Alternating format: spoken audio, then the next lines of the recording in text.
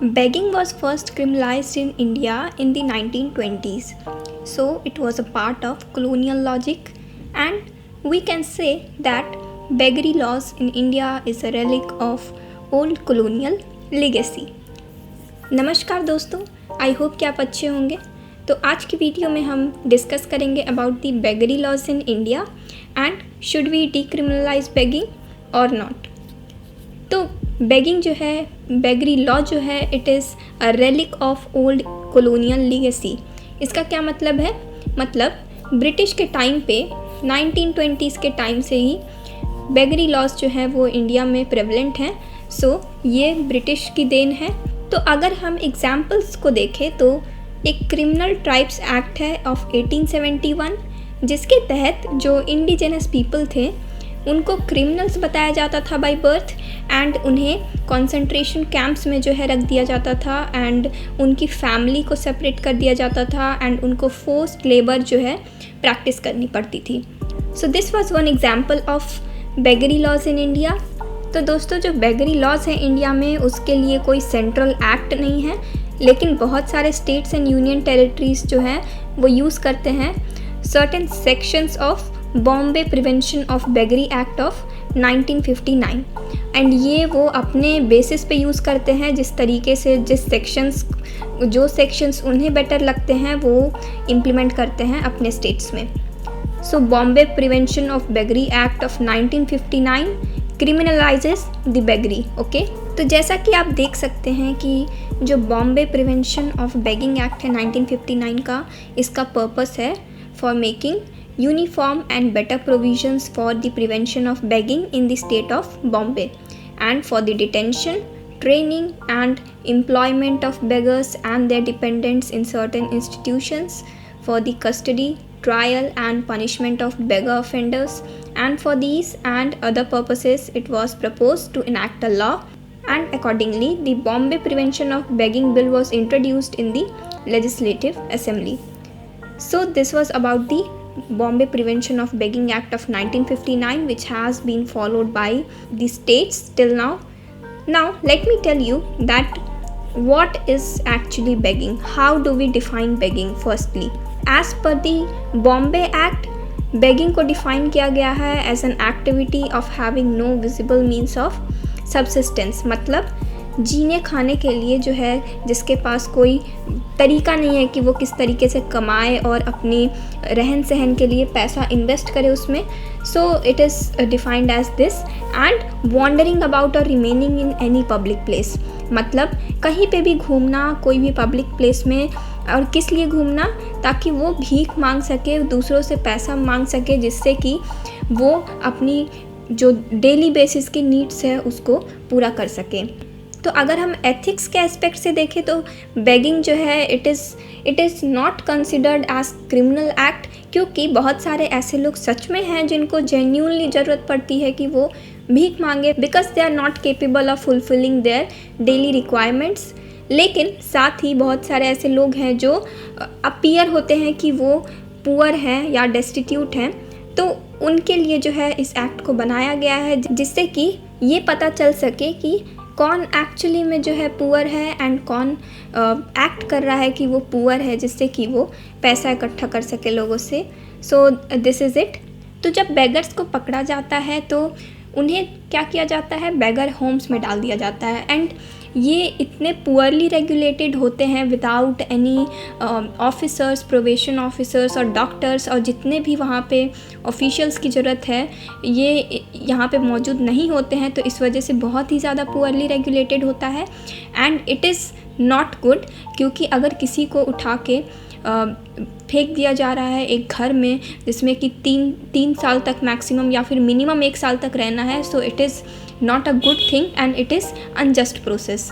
And obviously अगर इस तरीके की एक्ट हो रही है सोसाइटी में, तो कहीं ना कहीं जो वेलफेयर स्टेट है वो फेल कर जाता है, बिकॉज बेगिंग जो है it is due to some reason, okay, due to economic reason, due to societal reason. जिस तरीके से सोसाइटी में जैसे भी लॉज हैं या जिस तरीके से सोसाइटी चल रही है, तो उसके अकॉर्डिंग अगर कोई इंसान अपनी डेली रिक्वायरमेंट्स को पूरा नहीं कर पा रहा है, so it is not his or her fault, okay, it is not their fault, but it is due to the net, it is due to the trap which has been created by the society. It is a socially created net.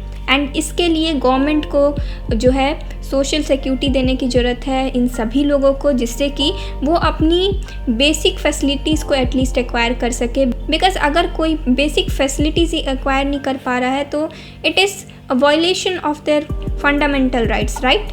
Because fundamental rights में अगर हम देखें तो article 21 which is right to life and personal liberty, ये violate होते हैं।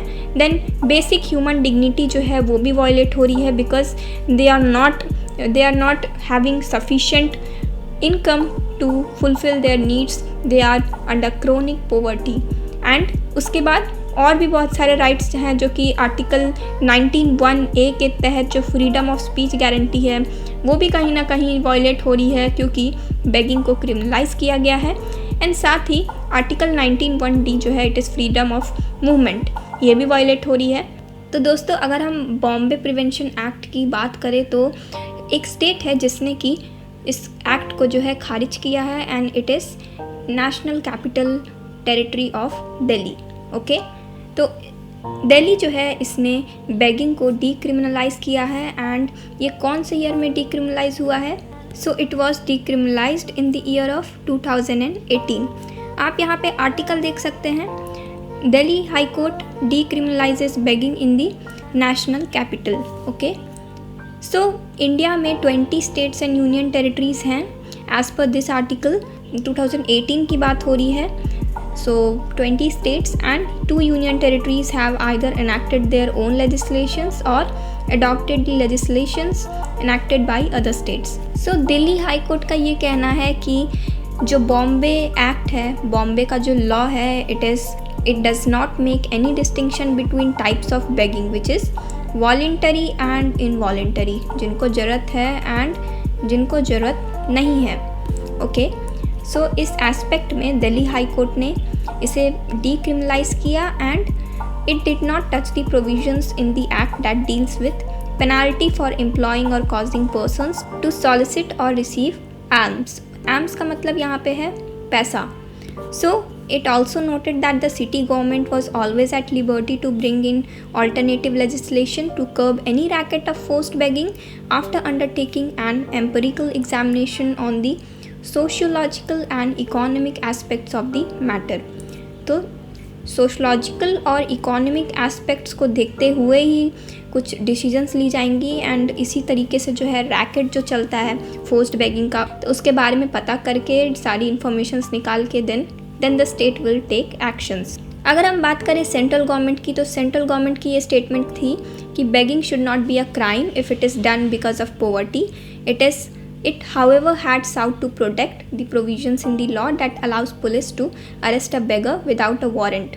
So यहाँ पे पुलिस के पास जो पावर है बेगर्स को अरेस्ट करने की, इस प्रोविज़न को सेंट्रल गवर्नमेंट सपोर्ट करता है, लेकिन साथ ही ये भी कहता है कि बेगिंग अगर कोई पोवर्टी की वजह से कर रहा है so it is not a crime. And फिर सेंटर का ये आर्ग्यूमेंट है कि हमें पता करने के लिए कि क्या कोई इंसान जो भीख मांग रहा है वो पॉवर्टी के कारण है या फिर फोर्स्ड बेगिंग है, इसके लिए हमें डिटेन करने की ज़रूरत पड़ती है। तो इस वजह से वो सपोर्ट करते हैं इस प्रोविज़न को जो कि मेंशन्ड है in the Bombay act. And recently जो सुप्रीम कोर्ट है, it has asked the centre and 4 states to file their response on a plea seeking a direction to repeal the provisions criminalising begging. Okay, so supreme court ने request की है centre and 4 states को। And Supreme Court has argued in the plea that a person who is compelled to beg due to certain circumstances cannot be faulted for his actions.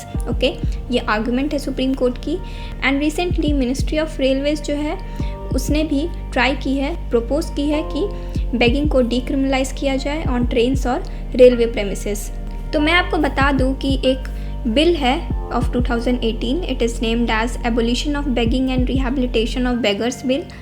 इसको introduce कराई गई थी लोकसभा में 2018 में, लेकिन अभी तक इस बिल को नहीं पास कराई गई है। एंड इस वजह से बहुत सारे ऐसे पुअर पीपल हैं जिनको कि हार्डशिप्स फेस करनी पड़ी हैं due to the present arbitrary statutes, मतलब जो लॉ है उस वजह से। तो गरीबी की जो समस्या है इंडिया में ये दिन पर दिन बढ़ती जा रही है एंड कोविड-19 की वजह से millions of people have been pushed out of the middle class, okay. And West Bengal जो है it tops the chart in terms of beggars and it is followed by Uttar Pradesh and Bihar at number 2 and 3, and this is as per the 2011 census data। and union territories में दिल्ली में सबसे ज़्यादा beggars हैं, largest it is 2187 and इसके बाद चंडीगढ़ में 121। And north eastern states की अगर हम बात करें तो असम में सबसे ज़्यादा beggars हैं। So as you can see that हालांकि बेगर्स बढ़ते जा रहे हैं, लेकिन जिस तरीके से जो एक्ट्स हैं एग्जिस्ट करती हैं वो कहीं ना कहीं जस्ट नहीं हैं। Many people are facing problems and इस वजह से जो ये बेगिंग की प्रॉब्लम है इसे हमें कहीं ना कहीं जो ट्रैफिकिंग के रूल्स है उसके बेसिस पे हमें डील करना चाहिए, बिकॉज जो बेगिंग रैकेट्स होते हैं उन्हें डील करने का ये एक अच्छा तरीका है कि हम लॉस ऑफ ट्रैफिकिंग पे फोकस करें, उसमें कुछ चेंजेस लाएं जिससे कि ये बेगिंग रैकेट्स की जो प्रॉब्लम है उसे सॉल्व किया जा सके। So friends, this is all about today's video and आपकी क्या थिंकिंग है बेगिंग को लेके, क्या डीक्रिमिनलाइज करना चाहिए बेगिंग को या नहीं, आप अपने व्यूज़ बता सकते हैं कमेंट सेक्शन में and I would love to read them. So thank you so much for watching.